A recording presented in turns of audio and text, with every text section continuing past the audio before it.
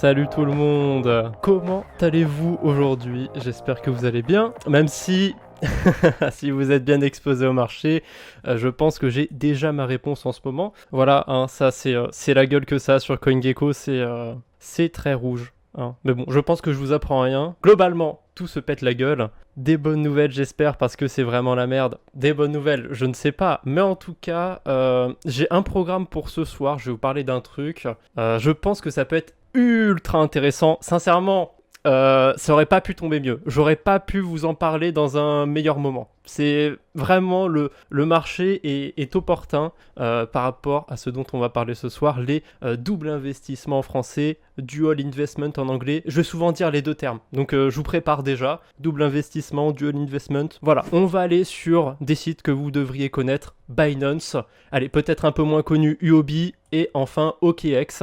Bon, bah là forcément, je suis déjà sur la page, les doubles investissements. En complément d'un bon DCA ou quoi, c'est quelque chose d'ultra intéressant. J'aime bien teaser le truc. Je sens que là j'ai quelque chose. Alors, je vais vous montrer vite fait comment on accède à ce fameux onglet du double investissement. C'est important, je pense. Bon, je vais commencer par Binance parce que la plupart des gens utilisent Binance. Alors, j'ai la version anglaise, pas française, parce que je trouve les traductions pétées un peu. Et les onglets sont pas exactement pareils quand on est sur la version française et anglaise. Donc, sur la version anglaise, c'est dans Earn Dual Investment. Et allez, pour la science, sur la version française, est-ce qu'ils ont refait les choses ou pas? Ah non, c'est bon, maintenant les onglets sont pareils. Je me souviens qu'avant, c'était pas la même chose sur Binance France et Binance anglais. Donc non, c'est dans gagner des cryptos et double investissement. Ok, c'est bien. Binance a bien fait les choses. Je vais me remettre en anglais. Je préfère quand c'est pas traduit. Alors, dual investment. Sur UOB, c'est à peu près la même chose. Sauf que, attention, petit piège sur UOB. C'est dans finance, double investissement. Mais il ne vous met pas tout de suite sur la page des doubles investissements. Hein, il faut aller dessus manuellement. C'est important de savoir ce qu'on fait avant de faire des bêtises. Et sur OKX, assez classique, hein, un onglet qui s'appelle Financer. Bon, là, j'ai la version française parce que j'utilise pas très souvent OKX et parce qu'il a dû se mettre en version française de base. Double investissement, voilà. On sait comment accéder à la page, mais concrètement, qu'est-ce que c'est les doubles investissements? Eh ben, c'est des sortes de paris en fait sur le prix du Bitcoin, de l'Ether, voire d'autres crypto-monnaies. Alors Binance propose pas mal de cryptos et fun fact, Binance et UOB aussi je crois, ils proposaient le Luna. Le premier Luna, évidemment. Sans surprise, le Luna n'est plus disponible, évidemment. Sur Binance, il y a vraiment beaucoup de choix. On a le Bitcoin Cash, le AVAX, le Phantom, etc.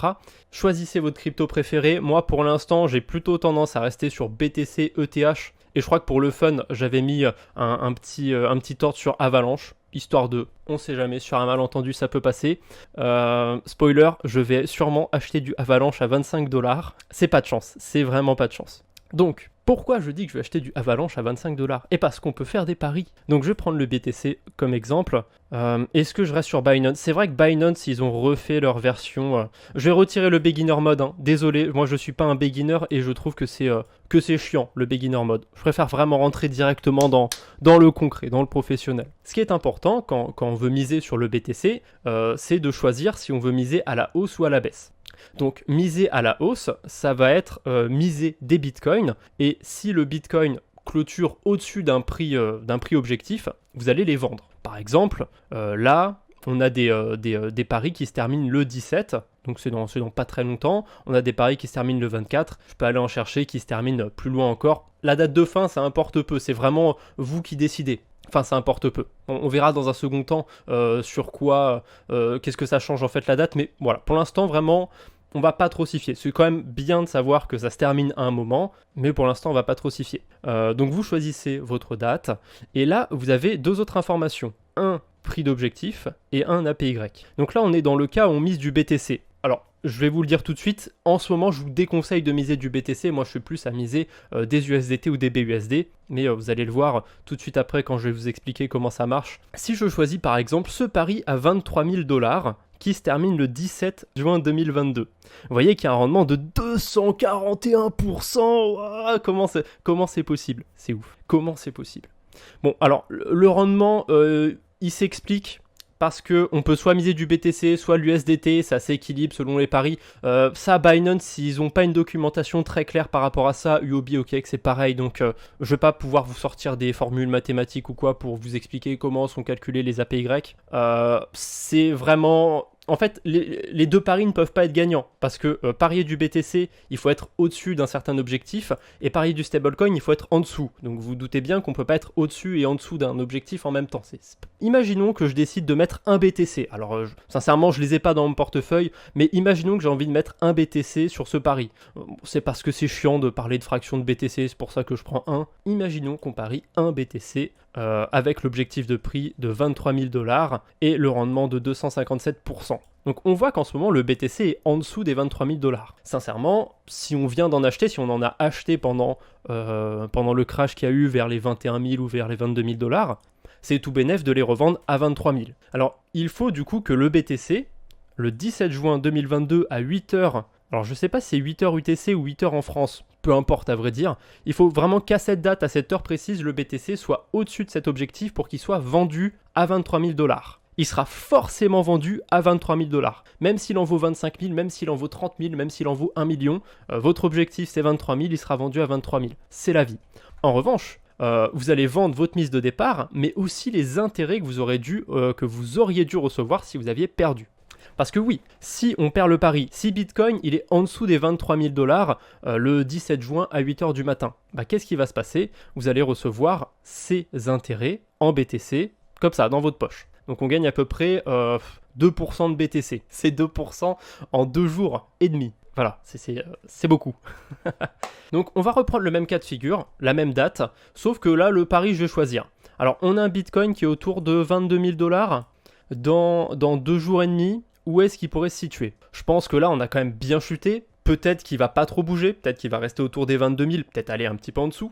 Donc, je peux aisément choisir un pari vers les 20 000, voire même encore plus bas, sans trop de problèmes. Imaginons que je choisisse le pari des 19 000 $. Ça veut dire que là, je mise du stablecoin, pas du BTC. Si là, le Bitcoin, le 17 juin 2022, toujours à 8h du matin, s'il est au-dessus des 19 000 $, qu'est-ce qui va se passer? C'est l'inverse. Là, je vais gagner des intérêts sur mes stablecoins. Je ne vais pas acheter du BTC à 19 000 $, je vais avoir des intérêts sur mes stablecoins. Imaginons que j'ai parié 100 $. S'il reste au-dessus des 19 000, moi, alors c'est vraiment, c'est pas un conseil ou quoi que ce soit. Là, c'est vraiment juste pour un exemple. Imaginons qu'on soit sur une thèse, que là, pour cette semaine, le prix du BTC va pas trop bouger. On pourrait mettre 100 $ dessus et gratter quelques intérêts. Alors forcément, comme c'est un pari très court, on va pas gagner grand-chose, on va gagner 70 centimes, ce qui fait 0,7%, ce qui fait quasiment un livret A en 2 jours. Bon, je dis ça, je dis rien. Mais qu'est-ce qui se passe dans le cas où Bitcoin continue à cracher, dans le cas où il va vraiment bas, il va chercher 15 000, 16 000 $? Eh ben, le pari, c'est le pari. Vous n'avez pas le droit une fois que c'est lancé, vous n'avez pas le droit de l'annuler ou quoi que ce soit. Donc, vous allez devoir acheter du BTC à 19 000 $, peu importe à quel prix il est le 17 juin, peu importe à quel prix il est quand votre pari va se terminer. Mais, ce qui est sympa, c'est que les intérêts que vous auriez dû avoir, les 69 centimes là, ils vont aussi acheter du Bitcoin. Donc en réalité, en moyenne, c'est comme si vous aviez acheté du Bitcoin légèrement en dessous de 19 000 $. Dans tous les cas, en fait, vous avez les intérêts. Ça, c'est vraiment craqué, je trouve. Dans le cas où tu mises des stablecoins, si tu es au-dessus du prix objectif, tu perds pas tes stablecoins, tu les gardes et tu as les intérêts. Donc là, forcément, la PY est plus faible parce que il y a vraiment beaucoup moins de chances que Bitcoin termine en dessous des 17 000 $ qu'en dessous des 20 000. Donc forcément, le rendement est plus faible. Donc si je fais la prévision, si je mise 100 $, voilà, je gagne 24 centimes. Après, sincèrement, si on regarde en pourcentage, 0,24% en 2 jours, c'est abusé, comment c'est élevé. Niveau risque-récompense, je trouve ça pas mal. Dans certains cas, ça peut être très désavantageux. Je vais vous donner un cas réel. Il y a quelques semaines, j'ai fait le zozo. Je me suis amusé à mettre des ordres sur les dual investment pour plusieurs semaines, voire plusieurs mois à l'avance. Là, le 17, il y en a plein, il y a plein de paris qui se terminent. Il y a quelques mois, le Bitcoin, il valait quand même un peu plus. Allez, on va dire il y a un mois. Il était autour des 30 000 $. Et même encore un peu avant ça, il était dans les 40 000 $. Donc forcément, moi j'ai mis des paris vers les 30 000 $, qui se terminent le 17. Donc le 17, je vais acheter du BTC à 30 000 $. Ah oui, forcément, ça peut pas toujours être sympathique. Il y a des fois, le marché, il décide de bien se péter la gueule. Et moi, ça m'arrange pas. J'avais mis des dual investment. Quand je les ai mis, je me suis dit, allez, au pire, il sera à combien BTC? 27, 28 000. Il n'y aura pas un si gros écart avec mon pari. Ça m'étonnerait qu'il remonte à 27 000 d'ici le 17. Mais voilà, je suis à peu près sûr, à part un miracle, d'acheter du BTC autour des 30 000 $ le 17. Mais c'est pas grave, c'est du DC, on peut considérer ça comme du DCA. Si vous voulez avoir plus de stablecoin, vous prenez des paris pas trop risqués et plutôt courts de préférence, ou alors, enfin, c'est vraiment comme vous voulez, mais moi je dirais plutôt court pour essayer d'avoir moins de risques et d'avoir des rendements assez élevés. Et comme ça, vous pouvez accumuler plus de stablecoin en perdant les paris, entre guillemets, non, en les gagnant du coup. Et si vous perdez les paris, dans tous les cas, vous achetez quoi? Du BTC à 17 000 $? Est-ce que c'est un drame sur le long terme? Je ne pense pas. Quand on était autour des 30 000 $, je disais aux gens, est-ce qu'en acheter à 28 000, à 30 000, c'est un drame? On me disait non. Forcément, si je dis maintenant tout de suite, est-ce que c'est un drame d'acheter du BTC à 30 000? Vous allez probablement me dire oui, parce qu'on est à moins 20, voire moins 30% en dessous des 30 000 $. Mais objectivement, sur le long terme, c'est peut-être pas mal. Sincèrement, c'est vraiment quelque chose de complémentaire. Tu peux faire des trades à côté. J'essaye pas de vous convertir ou quoi que ce soit. J'ai pris que des exemples avec des paris très courts, mais on peut aller chercher plus loin. Genre le 24 juin, le 1er juillet, qu'est-ce qu'il nous propose d'autre? Encore le 1er juillet. Vous voyez qu'on a des targets hyper basses, genre 14 500 $. Forcément, c'est à 36% en dessous du cours. Donc les APY sont beaucoup plus faibles. Et plus on va loin dans le temps et plus les APY se resserrent aussi, plus ils sont faibles. C'est pour ça que pour un objectif de 22 000 $ le 29 juillet, on n'a que 49% et pas genre 200%. Ce serait abusé d'avoir 200%. Donc forcément, quand on va se rapprocher du 29 juillet, les gens qui vont parier pour le même pari ou pour un autre pari, les APY seront plus gros, mais voilà, ce sera sur une plus courte période de temps. C'est toujours comme ça. Et on peut même aller chercher plus loin encore. 26 août, 30 septembre, et sur Binance on peut pas aller chercher plus loin, mais je crois que sur UOB on peut carrément avoir des paris qui se terminent en 2023. J'en ai mis un pour le fun à 26 000 $ je crois, et je l'ai mis il y a un moment, donc je dois avoir même pas 10% d'intérêt. Alors UOB, des fois c'est mieux, des fois c'est pareil que sur Binance. Sur UOB vraiment, des fois c'est mieux, des fois c'est moins bien. Comment il s'en sort pour 17 000 $? On a 29% sur Binance, on a moins bien sur UOB. Peut-être que si on regarde sur du plus long terme, on a mieux. Allez, le 24, pour 20 000 $, on a 78%. Alors, le 24, 20 000 $ et on a moins sur Binance. Voilà, la théorie se confirme. Les rendements sont mieux sur UOB à condition d'être sur du plus long terme. Par contre, là, je vous annonce OKX tout de suite. Ils sont pas là pour rigoler.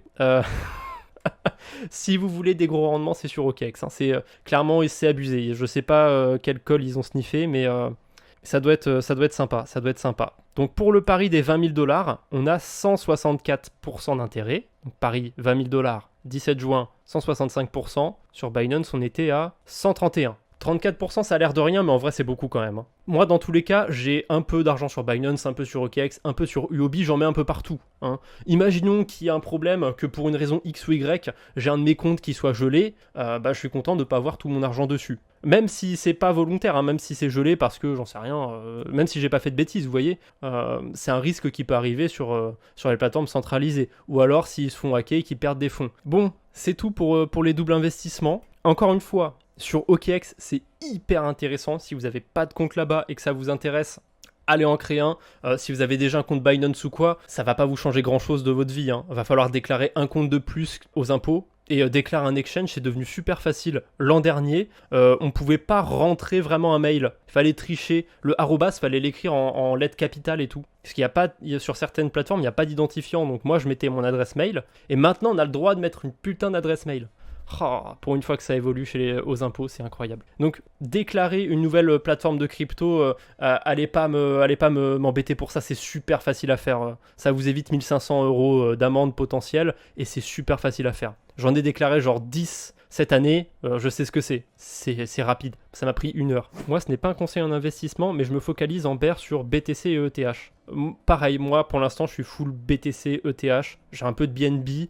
et des stablecoins. Bah voilà, il y a quelqu'un qui m'avait demandé ce que j'avais comme crypto, bah j'ai ça. Alors j'ai quelques autres petits trucs qui traînent dans mon portefeuille parce que j'ai pas spécialement vendu 100% de mes altcoins, j'ai genre vendu 98% de mes 98% de mes altcoins, mais ouais, il me reste quelques trucs qui traînent, mais globalement j'ai un peu d'or aussi, un peu de stablecoin or. 2% ou 5% sur Celsius aujourd'hui, c'est la quenelle malheureusement. Alors je vais pas cracher sur les gens qui étaient sur Celsius, hein, par flemme, et surtout parce que c'était difficile de trouver 6% d'intérêt sans trop se casser la tête sur du BTC. J'avais un peu de Bitcoin sur Celsius. Heureusement, dès qu'il y a eu la moindre supposition de est-ce qu'il faut shorter Celsius ou pas, j'ai sorti les Bitcoins. J'avais un petit peu d'or aussi, j'hésitais à les laisser. Finalement, je les ai sortis genre la veille de la suspension des retraits, j'ai eu de la chance. J'avais fait une vidéo, j'avais fait vraiment pas en novembre, j'avais fait il y a pas très longtemps, il y a genre 2-3 mois, 2 mois plutôt.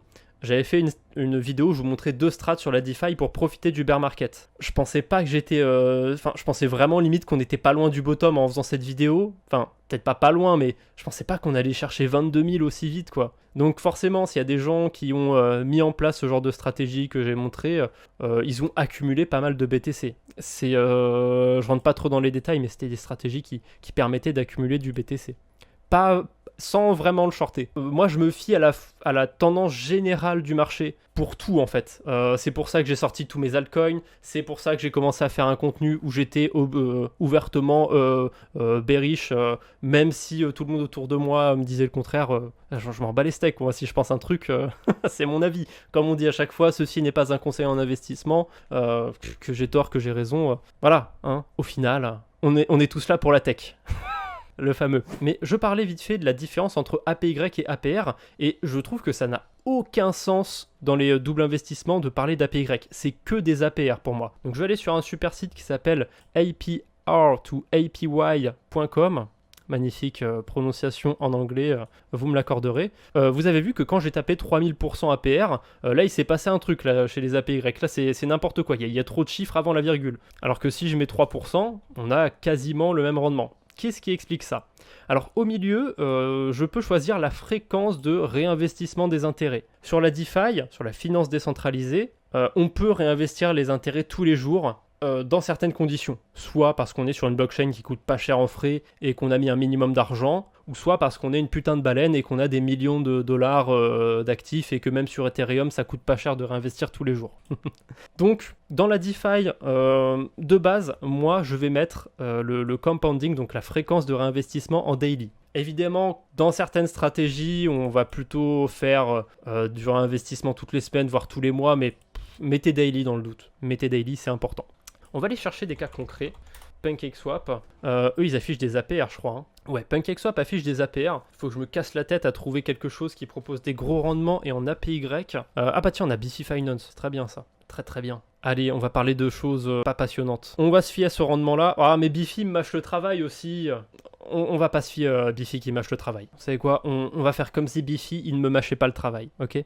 Donc, sur la magnifique pool VVS Versa, on a 11 000% d'intérêt. Oh, c'est incroyable! C'est beaucoup! Bon, je vais pas rentrer dans les détails, ça, je peux vous l'expliquer en 2 secondes pourquoi les intérêts sont aussi élevés et pourquoi c'est de la merde. Mais dans mon cerveau un petit peu reptilien, j'aurais tendance à diviser ça par 365 pour avoir le rendement sur une seule journée. Donc c'est ce que je vais faire. Hein. Hop. Je vais diviser 11 146 par 365. Donc je pourrais m'attendre à avoir 30% d'intérêt par jour. C'est énorme. Oui, c'est trop énorme en fait, c'est beaucoup trop élevé. Il faut savoir que là on est sur Bifi Finance. Et Bifi Finance, c'est un protocole qui va réinvestir les intérêts. Et il va le faire ultra souvent. Donc forcément, c'est pour ça que ça affiche des APY, parce que les intérêts sont réinvestis. Il y a vraiment une raison d'afficher des APY, mais c'est pas fiable dans la DeFi. Je vous le dirai un petit peu après pourquoi. Mais concrètement, c'est quand même cohérent de voir des APY sur Bifi Finance, parce que l'argent est réinvesti tous les jours. Sur Binance, UOB, OKX, sur les dual investment qu'on a été voir juste avant, c'est pas cohérent parce que le pari qu'on fait, on le fait qu'une seule fois en fait. On le refait pas tous les jours. Donc même s'ils font travailler l'argent derrière, je m'en fous, hein. Ça me regarde pas. Les intérêts, je les perçois qu'une seule fois. Je les perçois pas un petit peu tous les jours en fait. Je les perçois vraiment qu'une seule fois. Il y a pas de sens de mettre des APY. Il n'y a pas de raison d'être. UOB pour le coup fait bien le taf, ils mettent APR parce que forcément les intérêts sont réinvestis tous les jours entre guillemets. Mais le premier jour, ça va pas faire de différence, hein. C'est pas possible puisque qu'on les réinvestisse ou pas. Le premier jour, normalement, je les ai pas réinvestis avant. Donc, il ne devrait pas y avoir de différence. C'est pour ça que quand vous faites du court, voire du moyen terme, il faut surtout pas se fier aux APY. C'est un effet qui va se faire sur le long terme, en fait. Sur du court terme, un APY et un APR, c'est la même chose. C'est vraiment quasiment pareil. Mais faisons la petite gymnastique. Déjà, en mettant 1000% d'APY, vous voyez qu'on a 250% d'APR. Ouais, je peux mettre 9000, et là, on a même pas le double. Vous voyez, on est à 455. Heureusement, Bifi Finance, ils ont un outil plus performant parce qu'il permet de directement le convertir en APR. Et on voit que c'est 447%. C'est pas du tout la même valeur. Et là, ce 447%, on peut le diviser par 365 et on va retrouver exactement cette valeur, les 1,3%. Je peux vous le garantir. C'est vraiment que des maths jusqu'à ce niveau-là. Mais pourquoi faut vraiment pas se fier aux APY? Pourquoi moi je suis contre les APY dans la DeFi? Déjà parce que si vous faites du long terme sur un protocole, c'est hyper risqué. Il y a plein de protocoles qui apparaissent et qui disparaissent en quelques mois. Ou alors il y a plein de protocoles qui deviennent insignifiants au bout de quelques mois et qui finissent par disparaître. Souvent ça termine à peu près de la même façon. Et même les gros protocoles, au début les intérêts sont hyper élevés parce qu'il y a de la hype ou quoi que ce soit, et à la fin ça se pète la gueule, hein. Sur PancakeSwap, au début quand on stakait ses cakes, on avait, c'est pas 100% d'intérêt, même plus encore. Maintenant on est autour de 16 à aller grand max 20% d'intérêt. Vous voyez, il y a vraiment un très gros écart avec l'APY, mais si on a 16%, on n'a quasiment pas d'écart avec l'APY. Donc déjà, ça n'a pas de sens de mettre des APY sur des petits rendements. C'est ridicule de réinvestir pour si peu parfois. Ça peut vous revenir plus cher en frais de transaction. Mais surtout, si vous faites du court terme, vous n'allez pas du tout être proche des 17%. Là, dans le cas où vous avez un rendement 16% fixe vraiment sur une année, ok, si vous réinvestissez tous les jours, au bout d'un an, vous avez bien 17%. Mais déjà, allez trouver un rendement de 16% fixe sur, par exemple, des stablecoins. On en reparlera après. Au début, ça va être un petit peu mieux. Vous allez être à 16,02, 16,1, etc.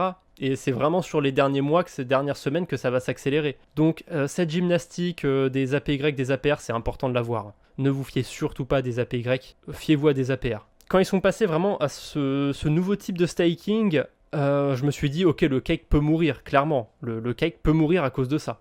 Ils n'ont pas abusé. Sincèrement, ils n'ont pas abusé au niveau des intérêts. Ils auraient pu faire pire. Mais en fait, j'ai déjà vécu ça dans la DeFi. Et je peux vous dire que ça s'est très mal terminé. MDEX, c'est comme PancakeSwap. Sauf que il y a un peu plus d'un an, ils ont changé leur mécanisme. Ils ont leur token, le MDX, et il y avait exactement le même mécanisme que sur PancakeSwap. C'est-à-dire qu'on pouvait déposer des MDX et avoir des intérêts dessus. C'était super. Et il y a un peu plus d'un an, ils se sont dit, le MDX c'est quand même une sacrée merde, son prix fait que descendre. Alors comment faire pour empêcher son prix de descendre? Il faut empêcher que les gens le vendent. Mais oui, ça peut être qu'une bonne idée. Non, parce qu'ils créent des nouveaux MDX à côté, donc les nouveaux MDX vont être vendus, et c'est encore pire parce que du coup, il y aura personne qui voudra en acheter derrière, bref. C'était une idée hyper conne. C'était vraiment une idée hyper conne. Mais qu'est-ce qu'ils ont décidé de faire?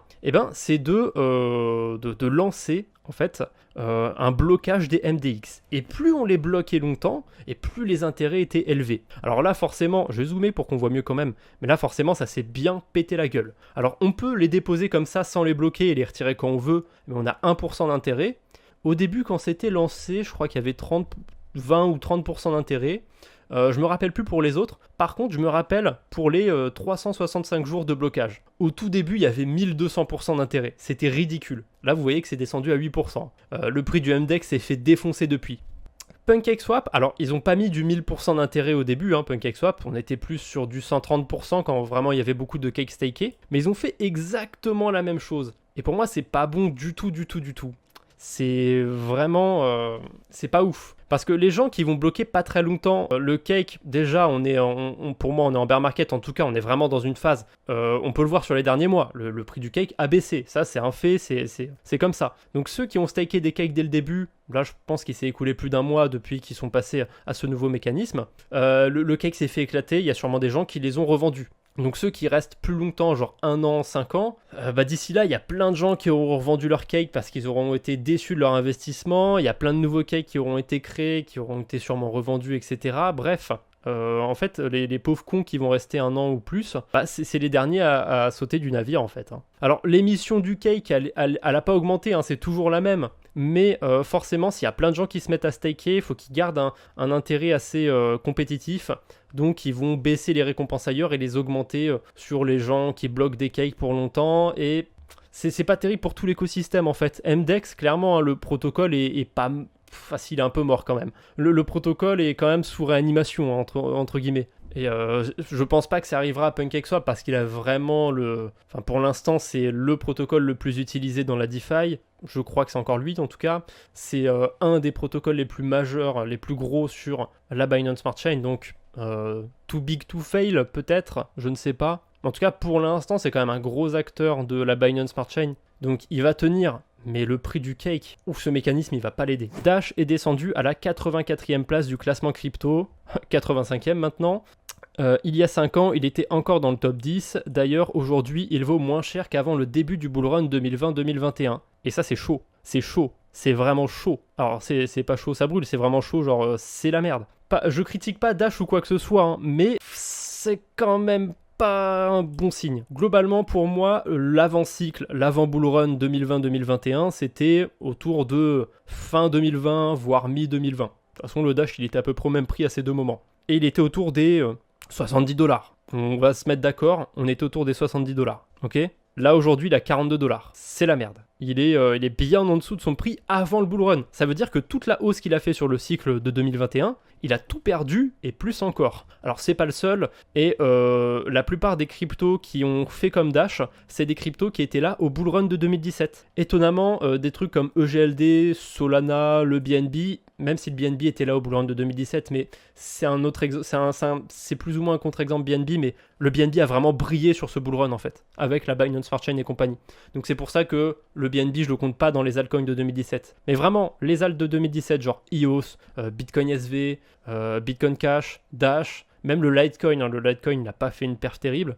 Déjà, ils n'ont pas fait de nouvelle ATH. Alors le LTC sur certains échangeurs, il a fait un nouvel ATH de quelques pourcents, trop bien. Ça a duré quelques heures et après il est redescendu. Mais sinon tous les autres, tous les alts de 2017 et avant, ils se sont fait éclater. Parce que ETH, certes, il est en dessous de son point le plus haut du bull run de 2017, mais en tout cas, on est toujours au-dessus par rapport à $400, on est au triple quoi, pour l'instant. Donc ça veut dire que la hausse, que les gains qui ont été créés pendant ce bull run sur ETH, tout n'a pas été perdu, puisqu'on est passé de 400 à 1200. Pareil pour BTC. BTC, quand il a lancé le cycle, il était autour de 10 000, on va dire, parce que c'est rond, c'est bien 10 000. Donc là, il est encore au double. Alors oui, vous êtes peut-être rentré à 40, à 50 000, vous n'étiez pas là au moment où il valait 10 000. Je suis d'accord, c'est chiant. Mais d'un point de vue stats et tout, le Bitcoin, il est toujours en gain sur ce bull run. Le ETH aussi. Enfin bon, pour moi, on n'est plus en bull run, mais peu importe. Des tokens comme AVAX, qui ont vraiment été lancés fin 2020, il est aussi au-dessus. Il était autour de $3. Là, il est autour de 16. Je prends volontairement le prix de l'AVAX Avalanche au moment où il s'était stabilisé et pas au moment de son lancement à genre $1. Je sais plus trop combien c'était, mais c'était dans ces eaux-là. Pareil pour le Solana. Le Solana a été lancé à 50 centimes. Mais il s'est pas stabilisé très haut lui. Ah si, un peu quand même. Bon, on va dire qu'il a lancé le bull run autour de $2 le Solana. Pareil, aujourd'hui il est à combien ? Il est dans les $30, un peu en dessous. Voilà, toujours bénef. Les ads de 2017, qu'est-ce qu'ils ont fait sur ce cycle-là ? Ils ont fait une moins bonne performance qu'avant. Donc ça peut dire que miser sur Solana pour le prochain cycle, c'est peut-être pas le meilleur move. Ça veut dire qu'il y aura de nouveaux altcoins qui auront été créés d'ici là et que ça va faire des maxi performances, des plus 5000% de partout. Solana, il va peut-être faire un plus 1000% et ce sera déjà bien. Peut-être aller faire un nouvel ATH, donc un peu plus que 1000%, mais vous avez compris compris le truc quoi. Alors ce que je dis sur le long terme, est-ce que les alts de 2021 vont faire comme les alts de 2017, je sais pas. Ça c'est vraiment à vous de choisir votre camp. Mais en tout cas, le constat, hein, c'est que les alts de 2017, caca. Même certains alts de 2021, donc les shitcoins évidemment, mais même des gros alts. Hein. Link, il était là avant? Ouais, je crois que Link était là avant. Ouais, Link était forcément là avant. Ça date de quand, Link? Ouais, il est apparu au cycle de 2017, mais il l'a pas vraiment connu, entre guillemets. Il a vraiment brillé sur ce cycle-là, un peu comme le BNB. Même si le BNB existait encore avant et qu'il a vécu aussi le cycle de 2017, je crois. Mais c'est un autre délire, le BNB. C'est vraiment un délire à part. J'ai donné pas mal de données intéressantes, je trouve.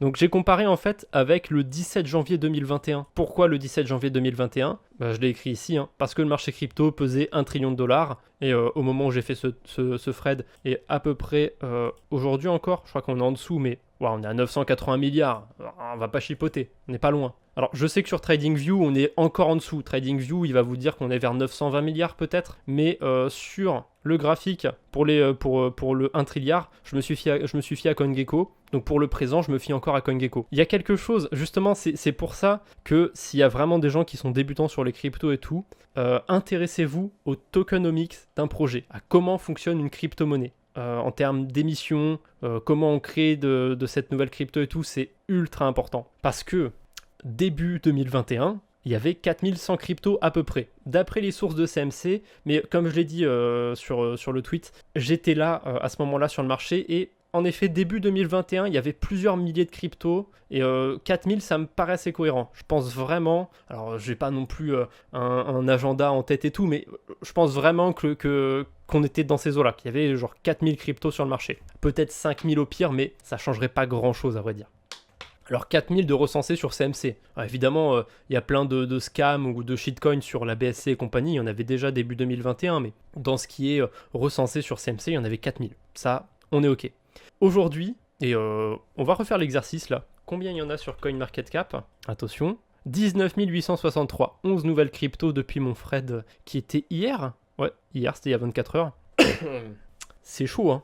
C'est chaud. On est à 20 000 cryptos quasiment. Donc ça fait 5 fois plus de cryptos. Le pire, c'est que même s'il n'y avait pas une nouvelle crypto, il y aurait quand même eu plus d'offres sur le marché. Parce que le Bitcoin, on en crée à tous les blocs. L'Ethereum, on en crée à tous les blocs. Le BNB, c'est compliqué, il y a du burn. Donc pour l'instant, sa supply descend. Mais globalement, la plupart des gros projets, c'est surtout BTC et ETH en fait qui font le marché. Ils sont inflationnistes, donc le marché est inflationniste. Tout ça, toute cette offre qui vraiment inonde le marché, bon déjà ça justifie un peu le bear market là, on en a marre, il faut essorer un petit peu la lessive là. On prend le torchon humide, hop, on serre bien pendant plusieurs mois pour faire partir toutes les gouttes tenaces. C'est énervant, voilà, hop le Shiba ça dégage, le SafeMoon ça dégage. Je ne porte évidemment pas le Shiba dans mon cœur, mais je ne critique pas ceux qui en hold. Voilà, c'est chacun ses problèmes dans la vie. Il y en a qui ont des maladies hyper rares, il y en a qui ont du Shiba, et il y a moi. Voilà, choisissez votre camp. Moi, je préfère avoir une maladie rare, même malheureusement, je suis moi. Alors, qu'est-ce que j'ai dit ici ? Oui, le BSV, il est à moins 73%. En gros, il n'a pas fait de bull run. Lui, c'est comme s'il n'avait pas fait de bull run, c'est comme s'il avait fait un moins 73%. C'est ridicule.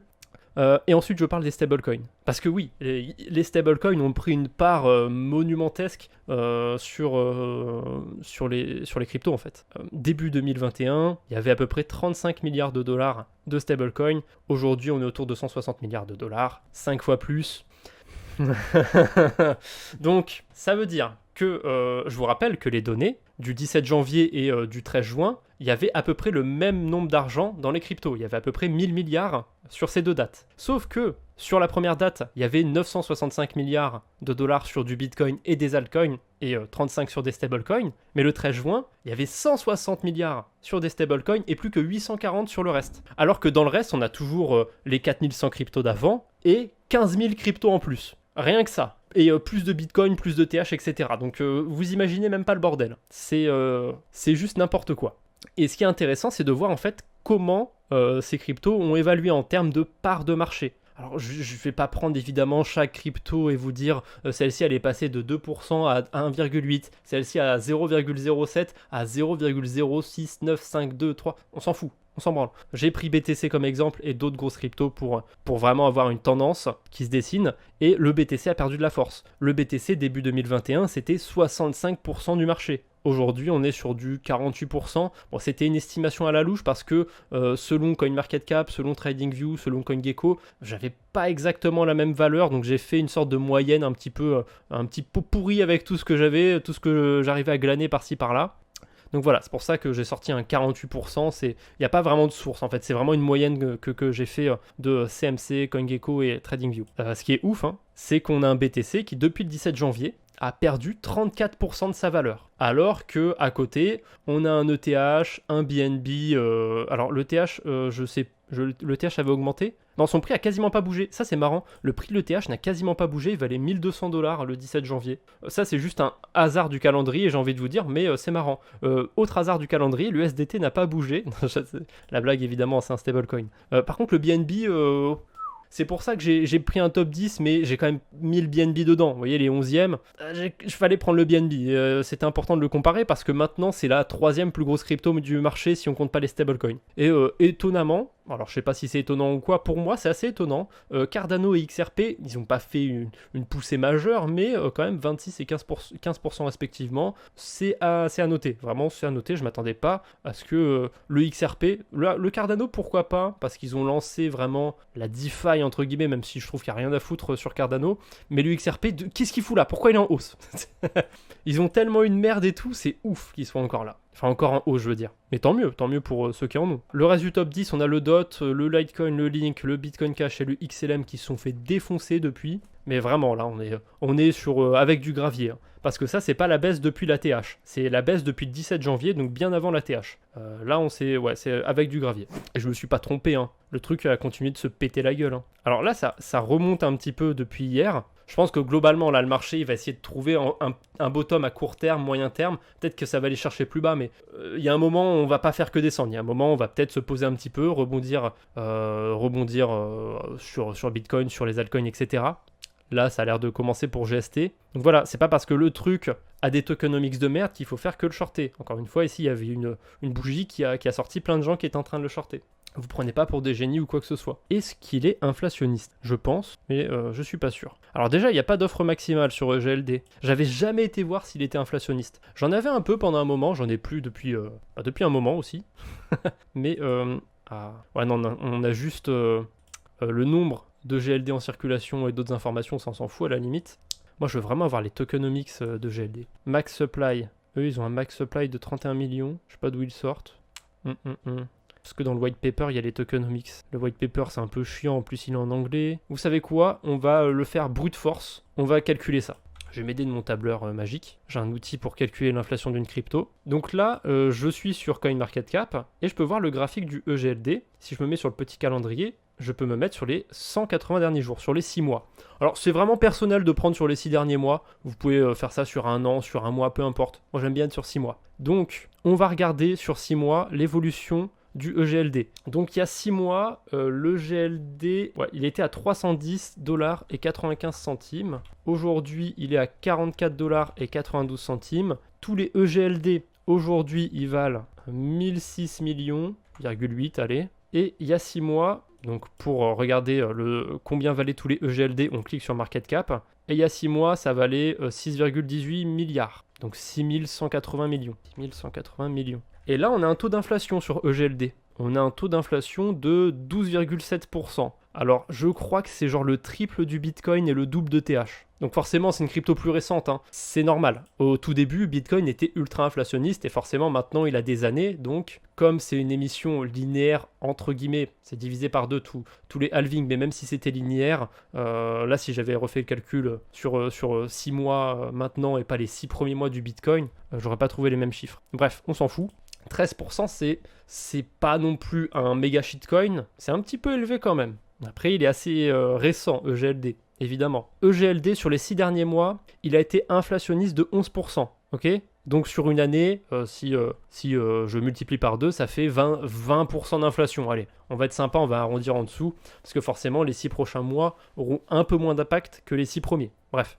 ça fait quand même pas mal, 20%. Est-ce qu'il va vraiment réussir à tirer son épingle du jeu sur le prochain cycle, comme a réussi à le faire le BNB sur 2017 sur 2021, je sais pas. Personnellement, je ne parierai pas tout sur EGLD, ni sur Solana, ni sur Avax, ni sur quoi que ce soit. Mais ça peut être un bon concurrent, je pense. Il est pas si inflationniste que ça, je pense que Solana, j'ai pas fait le calcul, mais je pense qu'il est inflationniste aussi et ça doit pas être mieux. Avalanche, je pense qu'il est inflationniste aussi et je pense que ça doit pas être mieux non plus. En tout cas, c'est intéressant d'expliquer des concepts plutôt que dire tel shitcoin va pump. Bah ça, c'est ma philosophie un petit peu. Moi, j'ai vraiment une vision un petit peu de la crypto. Alors, je suis pas réfractaire aux autres, mais en tout cas, je partage ma vision. Je vais pas me forcer à dire que tel truc est bien parce que ça fait plaisir aux gens. Clairement, il y a plusieurs mois, quand je disais sur mes lives, même s'il n'y avait pas grand monde que j'étais bear, je sentais qu'il n'y avait pas grand monde qui était dans mon sens. Hein. Mais moi, je m'en fous. Parce que je vis pas de YouTube, de Twitch ou quoi que ce soit. Si vraiment je finis par avoir des problèmes ou quoi que ce soit, ou que ça me saoule, j'arrête tout et ciao, quoi. J'ai la chance, en fait, de pas être dépendant de ça. Je pense que je vais raid une chaîne. Et attention, hein, je découvre un petit peu les outils de Twitch. Parce que j'ai pas l'habitude de raid. J'ai pas l'habitude d'avoir autant de gens. J'espère vraiment que vous avez passé un bon moment. Et surtout que vous avez appris des choses. Hein. C'est un peu pour ça que je fais ces lives. Je sais qu'il y a moins de monde qui me regarde plutôt que Mathéo ou quoi, déjà parce que c'est pas ma chaîne et peut-être parce que c'est un peu plus lourd comme contenu, mais vraiment merci à tous ceux qui sont restés, ça me fait énormément plaisir et voilà, je peux que vous souhaiter de passer une très bonne soirée, une très bonne nuit. Vas-y, je lance, c'est parti.